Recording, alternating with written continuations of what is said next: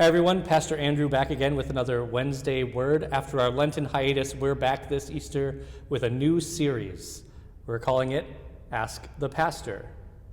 We think this is a way for us to be able to explore together some of the questions of faith. And that's really important for us because as Lutheran Christians, we practice a faith that is not only okay with asking questions, but sort of built on asking questions.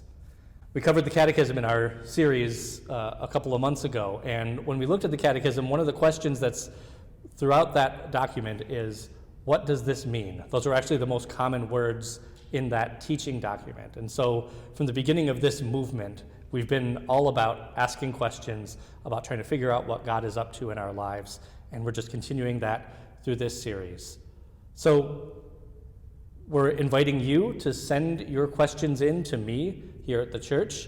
We're also going to have a box in the Welcome Center here at church where you can drop off your questions, and then each week we'll answer one or two or three questions based on how intense they are, and hopefully together we'll all learn a little something about what it means to practice this faith and what God is up to in our lives. Hey, Pastor Andrew, I have a question. In the Creed, it says that Jesus descended to the dead. Why is that? Well, that's a really important statement about the work that Jesus did in the Easter story. You know, the story of Jesus' dying and rising is a story of God going anywhere and everywhere and doing everything to be in solidarity with us and with all creation. And so when we claim that Jesus descended to the dead and then rose, what we're really saying is that there is no place in creation that Jesus has not gone to show God's love for us in Christ. So where is the dead? The dead would refer in early Jewish thought to the place of the dead. It was called the pit or Sheol, and the whole idea was that that was the one place in the world that God wasn't. And so as Christians, we profess that God went even to that place in Jesus to bring life and love and grace, and then rose so that we would know that Jesus had destroyed even the power of death in our lives. So does that mean there's no longer a pit of death?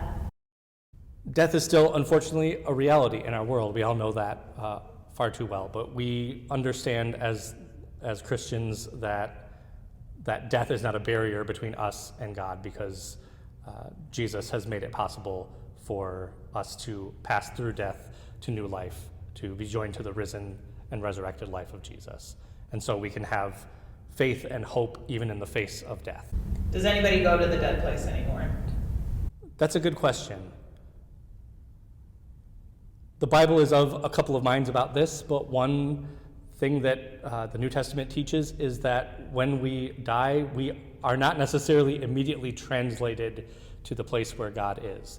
That those who die in faith are asleep in Christ until the general resurrection. And so for some people that's a less hopeful message, but for me it makes it clear that there's no power in me that keeps me alive after my death, but I rest securely in the arms of the God who created me and has sustained me and who will raise me on the last day.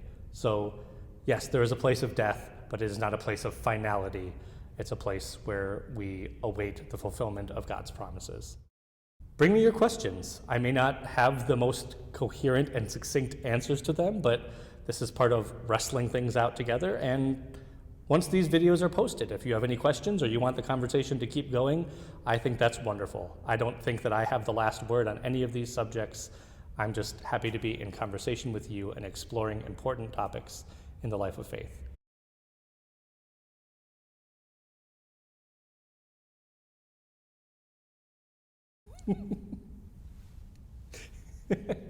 That's a good one.